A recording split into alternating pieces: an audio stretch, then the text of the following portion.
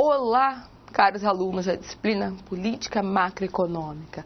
Então, estou aqui novamente para discutir o nosso terceiro tópico da nossa terceira unidade do livro Política Macroeconômica. No primeiro tópico, eu defini para vocês política cambial. O que é política cambial? Quais são as variáveis, ou melhor, a variável da política cambial? No segundo tópico, discutimos regimes cambiais, vantagens e desvantagens da taxa de câmbio fixa, da taxa de câmbio flutuante, e falamos um pouquinho das bandas de flutuação. Agora, no terceiro tópico, vamos discutir a importância da política cambial. Por que se fala tanto em política cambial? O que a política cambial interfere? Onde? Ou melhor, quais são as variáveis que a política cambial afeta? Vamos ver? Então, importância da política cambial. Como a gente viu, a taxa de câmbio, que é a variável da política cambial, ela influencia diretamente as importações e as exportações de um país. Consequentemente, a taxa de câmbio influencia diretamente a balança comercial, que a gente viu lá no segundo tópico da nossa primeira aula. E balança comercial está dentro do balanço de pagamento. Resumindo, a taxa de câmbio influencia importação, exportação, comércio internacional, balança comercial e balanço de pagamento.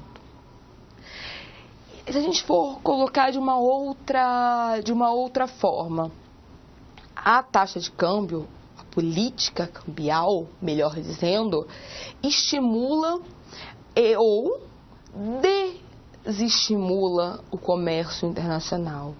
Dependendo da política cambial que eu tenha naquele momento, dependendo da taxa de câmbio que eu tenha naquele momento, seja uma valorização cambial ou uma desvalorização cambial, eu vou influenciar no comércio nacional. Eu aumento ou reduzo as importações e eu aumento ou reduzo as exportações. Como assim? Se eu tenho uma moeda valorizada, quer dizer, se a nossa moeda está valorizada, os nossos produtos, eles ficam caros perante o comércio internacional. Então, fica caro para a gente exportar. Por outro lado, fica muito barato para a gente importar. O que vai acontecer? A gente vai exportar menos e vai importar mais. Terei, nesse caso, por causa de uma valorização cambial, eu terei um aumento das importações, elas serão muito maiores do que a exportação, eu tenho um déficit comercial. Consequentemente,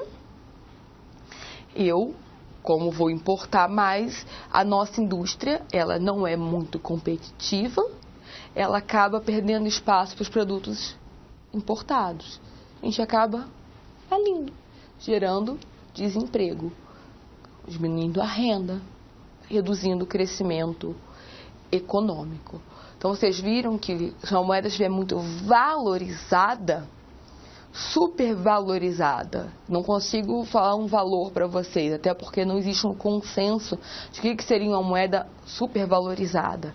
A gente prejudica o comércio internacional, a gente prejudica a nossa indústria e a gente acaba gerando desemprego.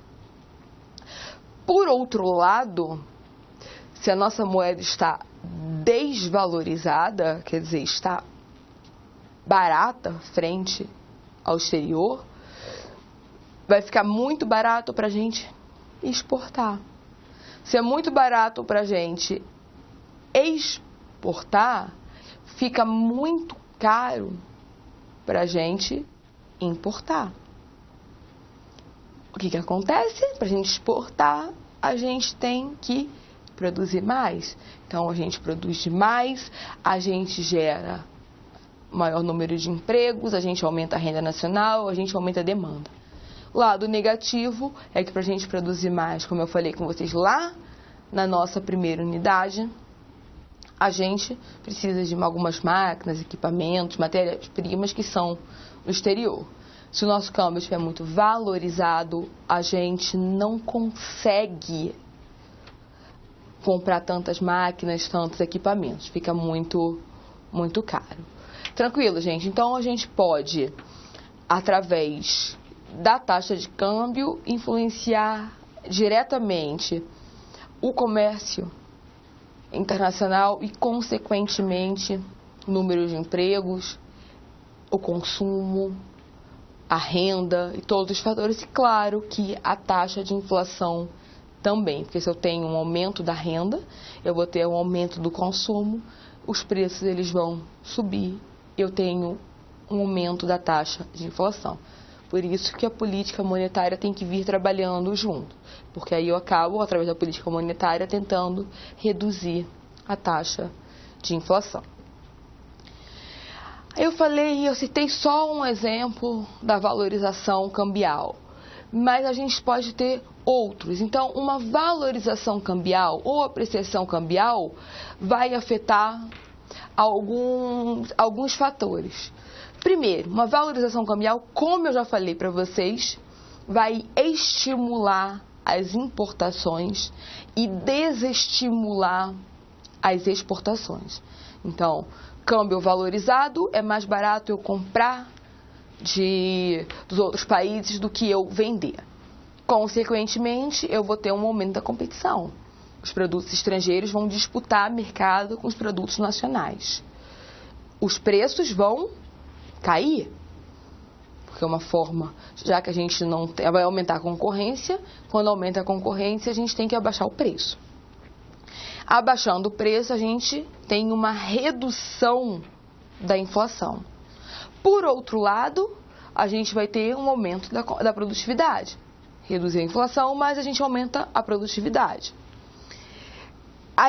Mas só que diversas empresas elas falem, porque a concorrência fica muito acirrada e a nossa indústria ela não é tão competitiva como algumas empresas multinacionais.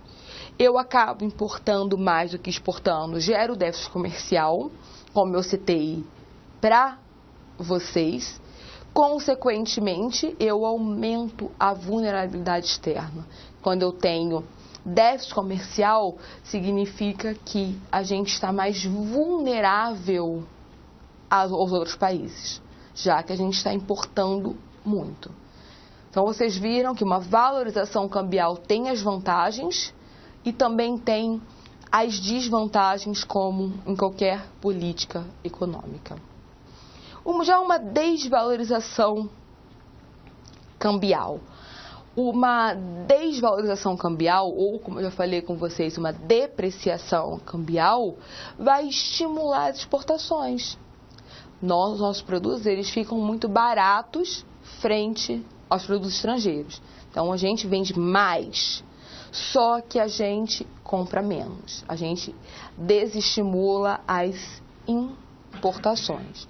Se eu aumento as exportações, eu preciso aumentar a produção. Para aumentar a produção, eu preciso contratar mão de obra.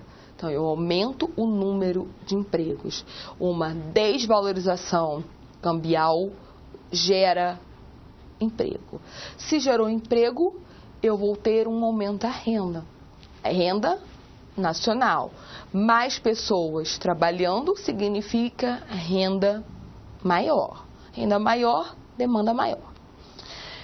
Um outro impacto da desvalorização cambial é que ela protege o nosso parque industrial, já que a gente vende mais do que compra.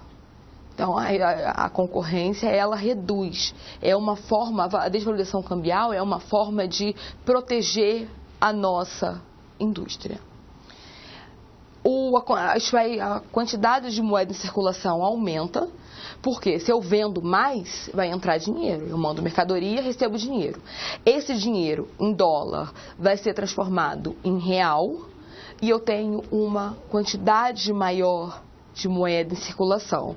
Taxa de juros mais baixa, junto com uma renda mais alta, que eu tive um maior número de empregos, gera inflação. Gerando inflação, eu tenho um aumento da dívida externa. Vocês viram também que uma desvalorização cambial tem pontos positivos e tem pontos negativos.